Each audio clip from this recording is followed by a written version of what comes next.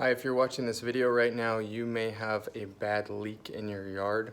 I want to give you some reassurance that you can get it fixed and some pointers for once it's fixed, some of the things to keep in mind before you pressurize the system again. So on the job I'm doing today, I had a broken main line. It was a fitting that completely cracked in half. If you look inside there, there's a lot of sand and debris.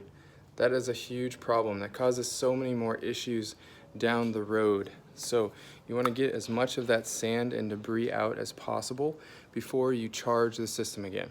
In my situation, I had a main line that was leaking closer to the meter, so it's affecting the irrigation system and the house.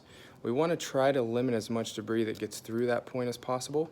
So before we charge the system with water again, what we want to do is open up a hose bib on the house. So in my situation, I had a really nice hose bib right there by the shutoff valve.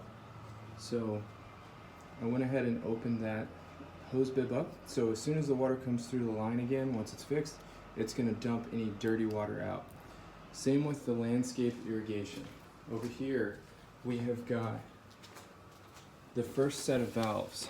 Now, in order to get the dirt out, and what I did was I removed this filter regulator for the drip system. A bunch of dirt and mud came out.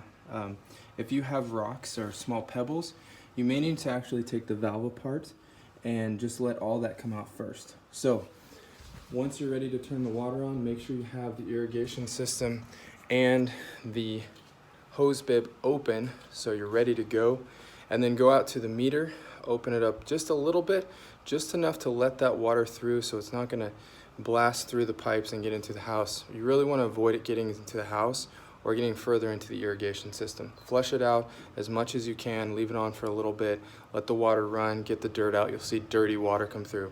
This is super important. This will separate the professionals from people who just come in and fix a little problem. But if it's not done right, I see it all the time, it leads to so many other problems down the roads, valve failures, problems inside the house. Just do it right, just get as much of the dirt and debris out as possible. Thanks for watching, and I hope this helps you.